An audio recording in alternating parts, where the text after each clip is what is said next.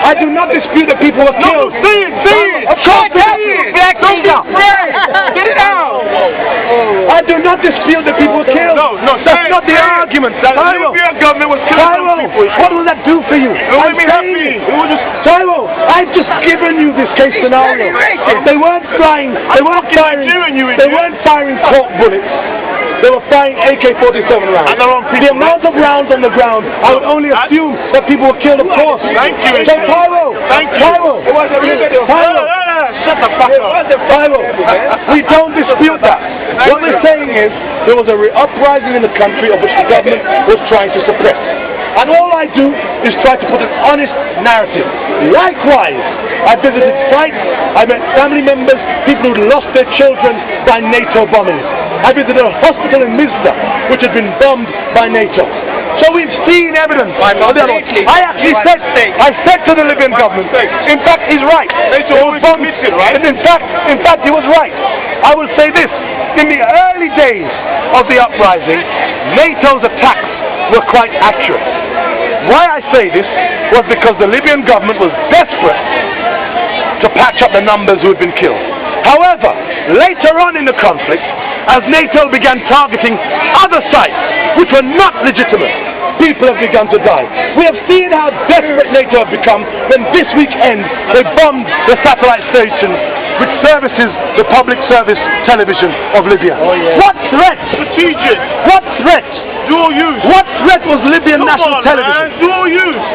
Don't tell about dual use. Dual use. And you know what I mean by dual use. Don't tell about dual use. Come on, Israel. It's a nonsense. Oh, yeah, right. Imagine, the West always like to suggest that their journalists are independent. That their journalists are neutral. And therefore, journalists should not be targeted during war. Yet here we have the West always breaking the rules themselves. They did the same thing in the former Yugoslavia. They did the same thing in Afghanistan. They did the same thing in Iraq. And they're doing the same thing in Libya. It's the arrogance. It's the arrogance where they assume white Western journalists should be protected. My friend Tyro, you're black. You are not a force. And not only black, you're black bastard. I'm Nigerian. Tyro, yes, white people have a commodity value. You don't. You don't. If you're kidnapped, no one gives a fuck. Why am I going to get kidnapped? I can't get kidnapped, Ishmael. You're right. But I'd like to see that. Kidnap him anywhere. Nobody would like to waste his bread for this idiot. He won't miss me. They don't kidnap black people. There you are, you see. We don't have a commodity value. Do you remember during the Iran War of '79 when the Iranians captured 52 American hostages, 4 black ones? They let the black ones go. They said, go home. Go home. That was racism, Ishmael. I would like to think it was a humanitarian gesture, but really the Iranians were thinking, oh, we've got to feed them, we've got to take care of them. Oh, go home. They said, go home. There's black people in Iran. What are you on about? Of course. That's racist. Come on. My friend, I don't dispute that. I'm saying they let the black ones go. We went home. My friend, because black people are always supposed to embody suffering. That's why they use Colin Powell to sell a war. Yes. Because black people are supposed to know better. Yeah. And with a black face, you can sell shit. That's why they had Condoleezza Rice selling shit. Now they don't need Condoleezza or Colin Powell because they've got the biggest nigger in the White House right now. Obama. When they were creating Obama is a Frankenstein monster. when the PR company, because you know, we don't know who Obama is. All we have is a PR construct representing the people. When his public relations team was deciding how to create Obama, they said, how will we do this? Okay, we'll take part of John F. Kennedy and part of Martin Luther King, stick them together, and they gave you Barack Obama. Barack Obama was a PR construct. We don't know who the real man is. And Barack Obama could sell you anything. It's because they knew that they could not continue the war in Afghanistan under another Republican administration. Exactly. It was devised for Barack Obama to win. Yeah. Barack Obama couldn't lose the election because America had lost so much credibility on the world stage. Yeah. We had Hurricane Katrina. We had the botched war in Iraq and Afghanistan. America needed to reinvent itself because it had no credibility. So they gave you, hold on sir, so they gave you the first, it was going to be the first black president or the first female president. But you knew it had to be one of the two. They said, now look, in the history of American elections, someone like John McCain has never run. John McCain was a fall guy to make sure that Barack Obama won. Look at John McCain. John McCain is 106 years old. He's had two heart attacks. He's one heartbeat away from death. One heartbeat down in Vietnam. Any sudden shock could kill that man at any moment. John McCain was not supposed to win. And so they gave him as his running mate, vice president, Sarah Palin, the village idiot. Barack Obama couldn't lose. Hillary Clinton couldn't lose. I knew that Barack Obama was set up to win when Rupert Murdoch himself, the devil himself, began backing Barack Obama's campaign. That is the reality. So we deal with construct, illusion. There is no real space of reality. Barack Obama is basically representing corporate America. He doesn't represent the desires and aspirations of the worker. But we're sold the illusion. Look at all the promises Barack Obama made. He said he was going to close down Guantanamo Bay. When he was elected in 2009, he said he was going to close down Guantanamo Bay by January 2010. He said he was going to withdraw the troops from Iraq. He said he was going to sedate the war in Afghanistan. He said he was going to find peace between Israel and Palestine. Today, in July 2011, over a year and a half later, Guantanamo Bay is still open. There's no prospect of it closing on the horizon. And even if it does close, all they will do is bring those prisoners, those illegal prisoners, to the American mainland, where they'll be further held in limbo without the right to trial. Iraq, they said, look at how the media sells you lies. They told you the last American soldiers stepped foot in Kuwait. They said they've withdrawn their soldiers. And we saw the images broadcast across the world of the soldier taking his footstep into Kuwait. And that will become an iconic image that they'll have in these the 21st century magazines of the last soldier stepping foot. However, how can you say the last soldier has left Iraq when you still have 50,000 combat troops on the ground, still engaged? No, they're not combat. Oh, they're not combat. Oh, they're not combat. No, they're chefs. Tell them, how many are in Saudi Arabia? The embassy, you know. How many in Saudi Arabia? Well, embassy staff. Embassy staff. Embassy staff. 50,000 armed troops still remain in the country. We look to Afghanistan. What did Obama do? Obama sent 30,000 more troops. So there are more troops in Afghanistan under Barack Obama than there ever was under George W. Bush. Furthermore, the war is expanded over the border into Pakistan. The irony, the contradiction, the hypocrisy is the Americans use unmanned drone aircrafts to drop bombs on Pakistani and Afghan civilians. They kill them in the scores. They kill civilians. They kill civilians in the scores. In Pakistan, they estimate that over the last 9 months, over 800 civilians have been killed as a result of drones. I wish you were killed by mistake. I wish you were killed by mistake. You know, these guys are like all over the place, like rats. Yes. Over 800. So the irony is this: the Americans go to Libya to stop Gaddafi from killing civilians, yet they're bombing civilians in Pakistan and Afghanistan. By mistake. These bunch of Big Mac munching warmongering barbarians. Devils! To hell with America! America is the greatest terrorist nation on earth, followed closely behind by devil cousins, the British. You're still angry, Ishmael. Oh, I'm angry. My friend, it's terrorism! How is it? Imagine, last week in Norway, We were told, terrorist attack. We saw all the BBC, Sky News, CNN pundits talking about Al-Qaeda, talking about Islamic extremists. The pundits were saying it was done because of this. And you know the face of Islam. They were talking about Islam, and Islam has done this, and Al-Qaeda that. And they gave you all the pundits. Who did it? They might as well have put up a picture. They said, the pundits saying, this is the first retaliatory attack we've had since the death of Bin Laden. All the pundits. And then in the morning, the individual turned out to be white. Blonde-haired. Thank God. They turned out to be blonde-haired and blue-eyed. And the attack was racist in nature. Racist in nature. In that the man was against Muslims. Against Muslims. Hold on. And as soon as we hear this, they weren't talking about the Norway terrorist attack. They're talking about the Norway attacks. He became an attacker. Then we have the same media who have been trying to find the links and the network, the global network of terror, saying it was an individual attack. It was a lone gunman. In fact, think about this. During the 7th of July bombings of 2005, 52 people were killed. 52. This madman killed over 90 people in an afternoon orgy of mayhem and murder, and only an attack, not terrorism. Furthermore, he's linked to far right-wing extremist groups around the world. But where have we seen these panoramas exposing these right-wing groups? I know why he did it. Because blonde people are fearful of our way of life.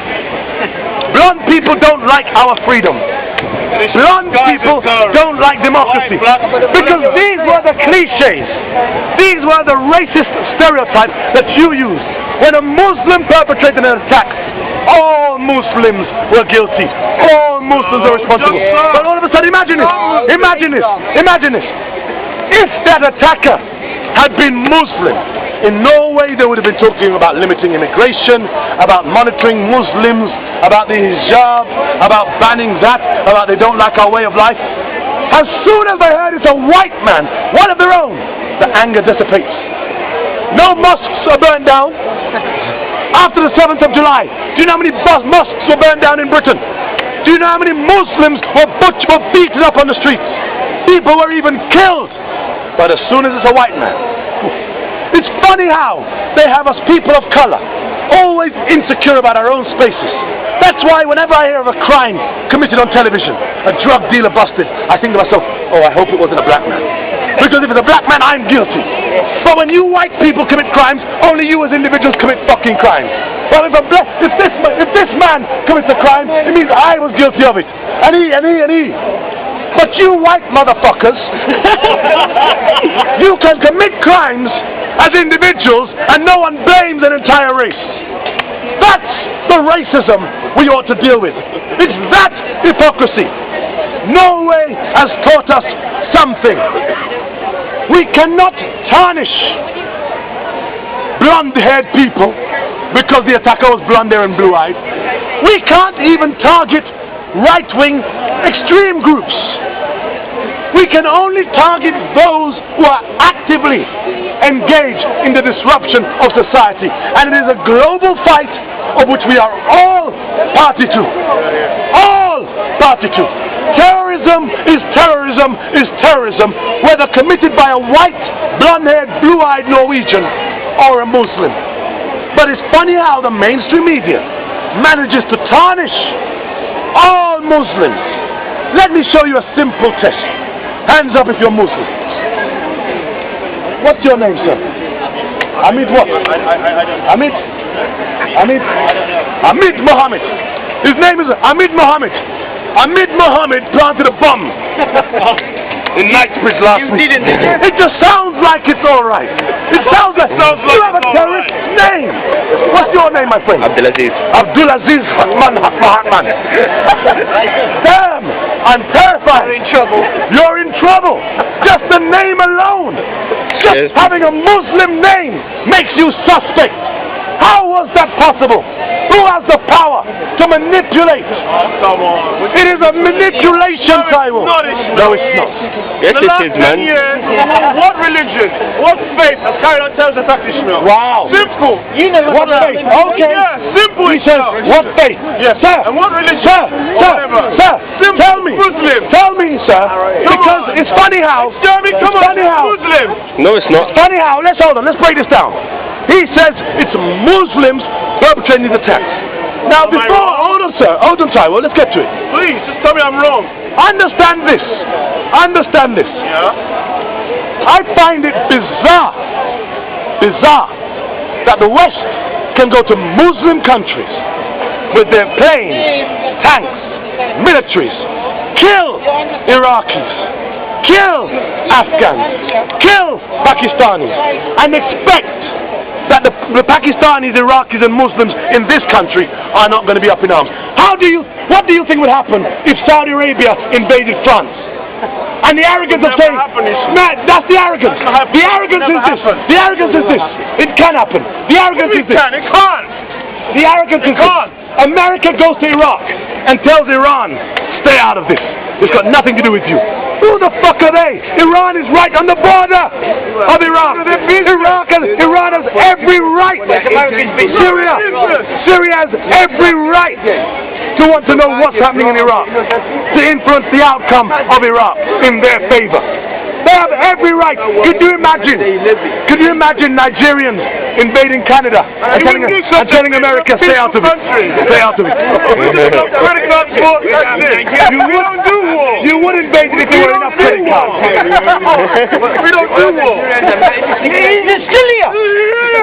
Shut the fuck up. Black bastard. You still hate me, Ishmael. Why? You a bloody nigger. Come on. And you I didn't want to be black. You're insult to black people. Oh, fuck you. Oh, fuck you and your I ass. wouldn't fuck you. Now, this might seem acrimonious, but they're actually good friends. In fact, they're more than that. They're lovers. They're lovers. I hate it. You hate me because I didn't want to fuck your sister. What do you have with your sister? I'm seeing blind. Oh, you're seeing. I'm seeing your sister. Get in line with your little wings. My friend. Hey, you would love to have it. The reality is, of course, we go off on the obscene level at times, but this just shows us that we can exercise free speech without being offended. And this is exactly what free speech is all about. Being able to express yourself. Now, Taiwo, you say Muslims perpetrate these attacks. No, hang on. Let's do this, Ishmael. In our business, we map out the last 20 or 200 attacks. Terrorist attacks. You will find that majority are done by Muslims. No, Taiwo. The problem is this. Taiwo, brother. Your problem. Gyro on this. He said he replaced his next gyro on it. Taiwo, the problem you have. I don't like Muslims. The problem you have is understanding the definition of terrorism. Really? Because yes, allow me. He looks like a man. Allow me, Taiwo, allow me. Your understanding, Ireland. Your understanding of terrorism is very narrow. Taiwo, you see someone strap a bomb to themselves or plant a bomb. Hold on, allow me.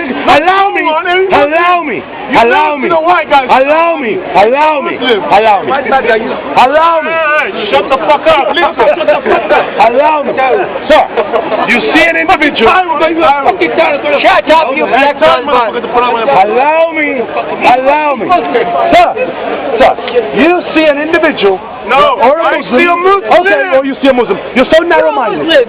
Okay, let's go through your eyes. My eyes. He sees a Muslim with a beard. Planted like yourself. Yeah, Takfiri beard like mine, yeah. He sees a Muslim plant a bomb, and when that bomb explodes, killing people or otherwise, that's an act of terror. Is it not? But he does not see an American pilot or an Israeli pilot who drops bombs on a village in Pakistan or Afghanistan as terrorism.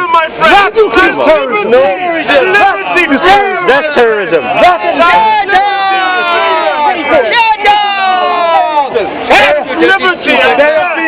There have been more terrorist attacks perpetrated by Americans and Western forces in Afghanistan and Pakistan than there are here. Let me ask you this, sir. How many Afghan bombers have targeted Europe? How many? Well, I think 2 months ago in Germany they caught some Afghans, right? They caught some Afghans. Then there was Norway, the Afghan cell, am I right or wrong? What terrorists? Well, I said terrorist attacks. Oh, I thought you said terrorist. Terrorist attacks. There hasn't been one yet. There hasn't been one yet. Let me ask you, what the hell are Western forces doing in Afghanistan? Liberating. So can you see you have a warped perception? No, I do not. It's I a want warped. freedom, Ishmael. I love freedom. It's a warped. I love freedom, Go Ishmael. to Saudi Arabia. Oh, shut up. There's no gay men in Saudi Arabia. He has a warped perception No, but Ishmael. of what is reality. And Tyro, it's unfortunate because I find it. Imagine being an Afghan farmer who's caught between the fighting. You're just a farmer. Sorry. Whatever. Opium. Let's say they're farming opium. For who? For the Taliban, right? No. Yes. For the Taliban. Opium ain't worth shit in Afghanistan. Opium's worth shit over here. Yeah. Exactly. Who sells it? The So my Taliban. friend, sir, during the time of the Taliban had all but eradicated the opium. Now they sell it. Now it's back again. Yes. It's back again. That does, and under whose watch? Who's governing the country? You're gonna blame Karzai. My friend, hold on. Hold on. It's funny how, Tyro. You're gonna blame Karzai now. Tyro. It's funny how, when the Taliban were running the country, if